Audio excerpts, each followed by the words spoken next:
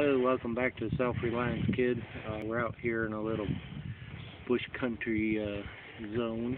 So, anyways, we thought that it would be a lot wetter out here. It's rained the last couple of days, and we've had a mix of ice and rain, snow type junk. And anyways, thought we would do a little video on fire with wet materials, but everything out here is not quite as bad as we thought it was going to be. A lot of the wood is frozen. It is cold. So we're just going to run through quickly what we would do if it was wet wood, or maybe even in the rain and so forth. So we got a few things out right here.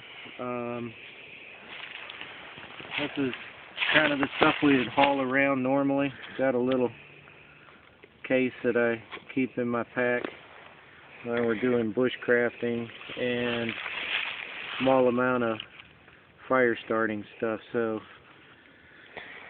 what I have in this is an electrical tape case that works pretty nice because you can get a few things in it, and then I just seal it up with a piece of electrical tape, keep it dry. So in here we got a little char cloth, some cotton balls, a little wax jute twine, so you have your options of what you can do with that. Then in the case I also have a little Altoid small tin, and in that I have, these are Coughlin's fuel tabs. Underneath there's an alcohol prep pad, and we have one Micro Inferno from Pathfinder, so that's other options. Then we have some fat wood. This is commercial fat wood that you can buy at the store. Nice thing to have around. Like to use the natural stuff. Then a Lito Ignito fire starter. You can burn the whole bag. This burns wet. It's good stuff there. Once again, this kind of stuff, and this here's a trioxane, which is military food ration heating tablets, and I really like these. These are inexpensive. You can get them at the gun shows. 3 or 4 packages of this in a little cardboard box, and it's like $2, you know. This is a little more expensive. Fat wood you can buy at Home Depot in their yard grilling department. They usually sell a bag of it, big bag, for $5-6. Can't beat that. These guys here start getting a little more expensive, so with the store-bought stuff, you know, last resort, use that. You'll definitely get a fire going in wet conditions. This fat wood, see, is a little darker. Came out of a lot older pine tree, something that the sap had been running down in for quite a while. Over here, Jack had found a pine tree out here by us that has been dead for a while. It's still getting the sap down in it, but it does work. It's good fat wood. So if you can't harvest the stuff, you know, if you don't have pines in your area, or you just can't find one, it's kind of tough to find a proper tree, you can always carry the store-bought stuff. In the fire kit, this is what I'll have, so it gives me the option to light fires in different ways. Well, what do you carry a pencil sharpener around for? Pencil sharpener, you can make tinder with this. This is a carpenter's pencil sharpener. So you can just take a stick and you put it in there. If you get one straightened up, let's see if we can get this one a little better shape. Yeah, there we go. We got more knots. More knots. But it's kind of a good little thing to have around. You get a good dry stick. If you can't find any grass, or even if it's a wet stick, you know, we're talking about things to do in the wet. If it's a wet stick, the inside probably not wet. You want to go ahead and split your material down. We got a traffic jam in there. You split your material down, get to the inside where the rain hasn't got to it. It's still got a little in there. There we go. wet wood. But, you know, you can twist this, make yourself, you know, a good little pile of shavings, and that's also something that you can do for tinder if everything's wet. Or if your hands are cold. Yeah. So, anyways, my last resort would be using these kind of products because they are costly. If you use them all the time and you want to buy them, you know, good for you. But we're gonna kind of work with the fat wood, because even if you gotta buy this stuff, it's still cheaper than these other items, and fat wood works quite well. It's more natural to the environment too. Yeah. Instead of the chemicals and the trioxane or stuff. So we're gonna work with these couple sticks.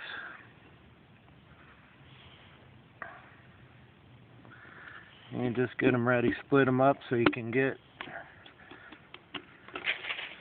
some surface area going. And you just, you know, shave them up. Get something that's going to burn. More surface area the better. Now you can smell the sap coming out of this as I cut into it. Too bad technology can't do that. Yeah, videos don't have scent capability, huh, Jack? Too bad. So anyway, if you prep it up and get it like that, that'll give it more surface area. Same thing with these. Just scrape them up a little bit. I cut these in half so they fit in my little bag a little better. And you see, this is from a much older tree that's been laying around, and the sap's been running down from the top. It's a lot darker in there. There's a lot more sap, but that one will burn just as well. It's harder. So when you have your wet wood, you know, you're going to want to pick up stuff on the ground or whatever. If it is raining, you know, you're going to want to look up in the dead trees. Get your wood off the ground. You know, it's still going to be wet, but it's not going to be as wet as it is down laying on the ground. So, you know, look up. Get your material from up above. Cut all the bark off it and keep going until you get to the center where it's dry. Then you got a better chance of getting your fire going. Bark works good. We're gonna do this with a lighter. You know, we're gonna go for Surefire. Always go for Surefire. You know, you can use a ferro rod and a knife. Go for it. You know, but Surefire first. So this lighter's sitting out here. It's real cold out here right now. This thing, it's trying to light, but one thing about lighters, you know, try that first. If that doesn't work, then go for your other stuff. You know, you can get a cotton ball going, try to find some dry stuff, get your fat wood lit, or you can, you know, go ahead and go into the accelerant type fire starters and light them, because you can always get that with your ferro rod, but Surefire first. So if it's cold out and your lighter don't want to light, butane gets cold, you need to warm it up. Just, you know, if you're a smoker and you worked outside in the wintertime, you'd know this trick. So you warm up your lighter, and the flame, you know, will usually work better. So we're going to see how the fat wood that we just plucked off a tree a little while ago works. You hear that burning? That's the Yeah, sap. you can hear the sap really starting to go there.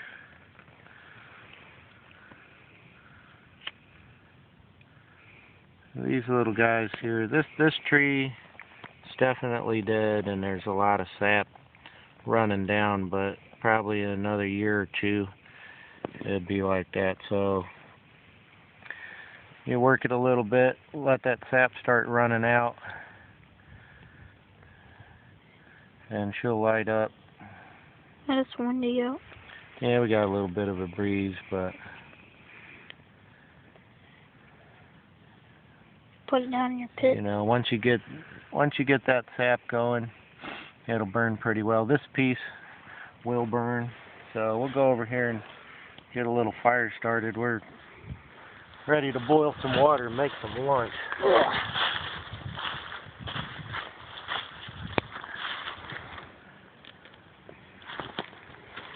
We'll get down here where we get a little bit of a wind block. Try to get this stuff that we just pulled off a tree. This just came off a tree about 20 minutes ago.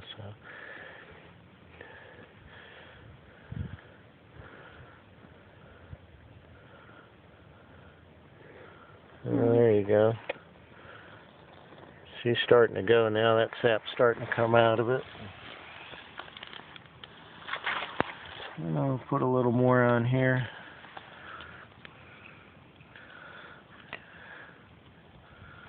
So one good thing is if it's wet, then you can use this. Good deal. Because it'll burn from the sap. See how that one's taken off? That's a lot older. A lot more sap in it.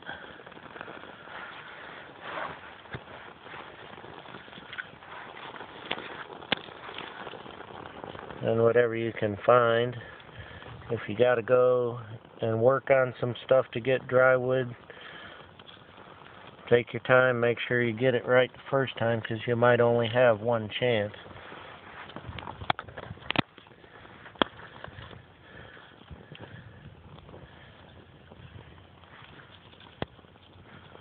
But that sap that's in that fat wood will always work for you. You can use that as a regular fire starting method, you know, versus using the Light-O's and the trioxanes and all those kind of things, because they just cost more. That little piece of fat wood was probably just a few cents from the one we bought. The stuff that you can find out in the trees, that's good and free. So now, you can't really hear it, obviously, on that video, but that fat wood down there is making a lot of noise, you know, and it's making a lot of heat. That pine sap is burning really well, so. It sounds like bacon cooking. Yeah, it's snapping and popping, and it's got a lot of hiss to it, like a jet running. And we're going to work on getting this water boiling. So there you have it. We were hoping that it was going to be a little wetter out here.